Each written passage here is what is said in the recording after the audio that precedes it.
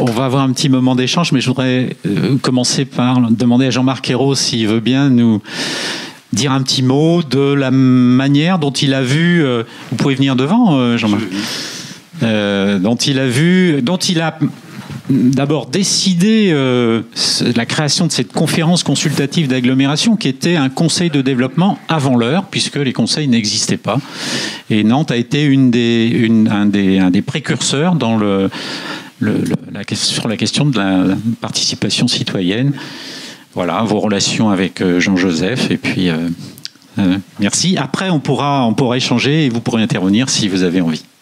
Bon, bonsoir à chacune et à chacun d'entre vous. C'est le moment des hommages, des remerciements, et c'est parfaitement légitime parce que en 25 ans, on peut mesurer le chemin parcouru, et il est exceptionnel et extrêmement riche. Philippe Audic, qui a présidé votre conseil, l'a dit et bien dit. Et puis il y a le témoignage de Gabriel Vitré, avec le soutien de Brigitte Simon que vous avez rappelé. Et moi, je voudrais souligner un point. Vous dites peut-être qu'on ne sait plus qui était Jean-Joseph Régent. On ne sait plus que le ciment était la première forme d'intercommunalité dont vous êtes un des derniers animateurs. Et qu'après, il y a eu le district, après, il y a eu la communauté urbaine Nantes Métropole. Je pense que c'est important quand même qu'on garde la mémoire de tout ça. Que cette histoire soit écrite, qu'elle soit expliquée, qu'elle soit présentée. Parce qu'il n'y a pas de génération spontanée. Hein. Ça ne vient pas de nulle part, ce qu'on est devenu. Ça vient de quelque part. Et c'est pas parce qu'on a l'impression que tout ça est simple, que ça a toujours existé, que Nantes a toujours été une métropole forte et dynamique et attractive. Non, ça n'a pas toujours été comme ça. Il y a eu des périodes extrêmement difficiles, puis il y a toujours des avancées, des stagnations, voire des reculs. Donc il faut sans cesse recommencer. Et pour savoir où on va, il faut savoir aussi d'où l'on vient. Et donc je crois que c'est important quand même de rappeler ça. Juste quelques mots pour prolonger la question de Philippe. Moi j'ai été élu maire en 1989, Patrick Maréchal était avec moi, on a fait beaucoup de choses ensemble, je salue sa présence, hein, et puis celle de premier adjoint Johanna Roland qui n'a pas pu venir, mais Bassé Massé, donc il y a aussi nous avons une histoire commune et qui est très très riche. Puis Patrick, c'est ensuite le département, le conseil départemental, enfin général et départemental, puis le conseil de développement, puisque tu as aussi été président du conseil de développement. Donc moi j'ai été élu en 89. Il ne faut pas oublier qu'on était dans une période difficile. C'était 2 ans après la fermeture des chantiers navals, de nombreuses industries, Nantes était en déclin. Je dis ça en quelques mots, hein, on va résumer tout ça. Et il y avait un défi considérable, c'est comment on va remonter la pente, comment on va repartir, comment on va se projeter dans l'avenir, comment on va retrouver confiance. Et pas être simplement dans la plainte et la consternation. C'est-à-dire il fallait vraiment... Nantes perdait des habitants. Et puis son attractivité était très, très faible. Ils ont donné une image qui n'était pas celle de son histoire. Et donc, dès le départ, on a bien pris conscience qu'on ne s'en sortirait pas si on n'associait pas le maximum de gens. On parle beaucoup de démocratie participative, de co-construction, de co-développement, enfin, tous ces mots sont à la mode. Mais en réalité, ce n'est pas complètement nouveau. On a déjà inventé ces choses-là et réinventé, on les revisite aujourd'hui. Mais en tout cas, la conviction que nous avions, c'est qu'on ne pouvait pas s'en sortir si on ne redémarrait pas avec le maximum de force, qui étaient les forces existantes de l'époque, hein, économiques, sociales, culturelles, syndicales et associatives. Donc il n'y a pas eu un projet de cette époque qui n'a pas été passé au crible de la participation, que ce soit sur les grandes stratégies, que ce soit sur la vie des quartiers. Donc on a déjà mis ça en place, les conseils de quartier, etc. Je ne reviens pas sur tout ça. Mais il est vrai que la dimension d'agglomération des politiques publiques à l'époque était assez faible. Nous avions du retard, un grand retard. Il n'y avait pas de communauté urbaine, ce qui était pourtant le cas dans la plupart des grandes agglomérations françaises. On avait un syndicat intercommunal à vocation multiple. Je ne sais pas si vous voyez, c'était la plus petite structure possible. Et qu'on avait mis en place avec Alain Chénard. On avait réussi à trouver un consensus qui avait tellement de peur de faire quelque chose ensemble où la ville-centre écraserait tout le reste que on a été obligé de faire un minima. Mais évidemment, on avait conscience qu'on ne s'en sortirait pas si on en restait à ce stade. Donc très vite, la question s'est posée, qu'est-ce qu'on peut faire pour créer une dynamique d'agglomération ? Et là, après tous les échanges politiques que nous avions en permanence, très vite est apparu qu'il fallait mettre dans le coup la société civile. C'est par là qu'il fallait commencer. Bien sûr, continuer le dialogue entre les municipalités, les maires des différentes communes de cette agglomération, mais aller vers la société civile et lui donner un rôle particulier. Donc c'est là que j'ai fait cette proposition, avant toute existence juridique des conseils de développement, de mettre en place une conférence consultative d'agglomération.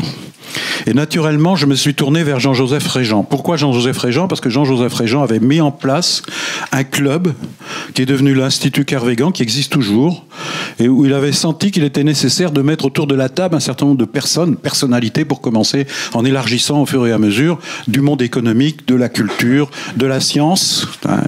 Je ne veux pas oublier le rôle d'une université dans une ville, dans une métropole, c'est fondamental. Et celle de Nantes était très peu associée au destin et à l'avenir de cette cité, parce que l'université était très jeune, très récente, ça datait des années 60. Donc on n'avait pas cette habitude, cette pratique qu'on a aujourd'hui, où l'université est associée, elle joue un rôle moteur. On en mesure toute l'importance. Et les villes qui n'ont pas d'université ont bien plus de difficultés que les autres. C'est le monde de la recherche, enfin c'est la relation avec le monde économique, le monde culturel, bref. Et donc, Jean-Joseph Régent a été le premier président de cette conférence, puis ensuite, la loi Voynet, on a transformé cette conférence en conseil de développement. Un des premiers thèmes sur lesquels moi j'ai sollicité, parce que Jean-Joseph Régent était très attentif au fait que le conseil, la conférence consultative, puis le conseil de développement puissent s'auto-saisir sur un certain nombre de sujets, ce qui est parfaitement légitime. Mais on était d'accord que la municipalité, puis l'agglomération, solliciterait le conseil de développement sur un certain nombre de questions pour recueillir l'avis de la société civile. Et c'est ce qu'on a fait régulièrement, que vous avez fait. Vous avez produit énormément de rapports extrêmement riches et très utiles, qui ensuite peuvent être mis en débat. Mais ils étaient eux-mêmes issus de débats. Le premier thème, c'était l'avenir institutionnel de l'agglomération. Est-ce qu'on pouvait en rester à cette structure intercommunale aussi, à minima du ciment ? Évidemment, très vite, un consensus est sorti de ces débats, mais ce n'était pas si évident que ça. Il y avait des résistances. Il y avait des communes qui disaient non, pas de communauté urbaine, il faut faire encore un minima, la communauté d'agglomération. Donc en fait, le consensus, il est sorti du conseil de la conférence consultative, devenu conseil de développement, et il a aidé à la décision politique. Il a aidé à créer un consensus politique aussi. Et ça, c'est vraiment fondamental. Il ne faut pas opposer l'un à l'autre. Pierre Rosan-Vallon a écrit des livres formidables, il continue d'en sortir encore, sur la question des limites de la démocratie représentative. Il ne s'agit pas de l'abandonner, de la faire disparaître. Elle est indispensable, c'est la légitimité par le vote, mais elle ne suffit pas. Et donc il faut inventer des formes nouvelles. Et personne n'a à craindre de ces formes nouvelles. Alors c'est vraiment parfois contraignant, ça va demander plus de temps. Mais ce n'est pas du temps de perdu, c'est du temps de gagné. Surtout quand on essaie ensemble de poser ou de se poser les bonnes questions. Donc des questions, on va dire, stratégiques. Bon, le volet institutionnel, ça ne fait pas tout, mais c'était quand même très important. Qu'est-ce qu'on va se donner comme outil pour porter un projet ?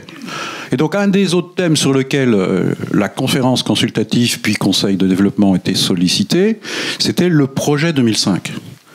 Moi, j'ai toujours pensé qu'il fallait, j'employais souvent cette formule, voir loin et agir près. Il ne faut pas opposer la perspective, la vision qu'on peut avoir pour un pays, pour un pays comme pour un territoire, et en même temps la nécessité d'être proche des gens, de traiter les problèmes du quotidien.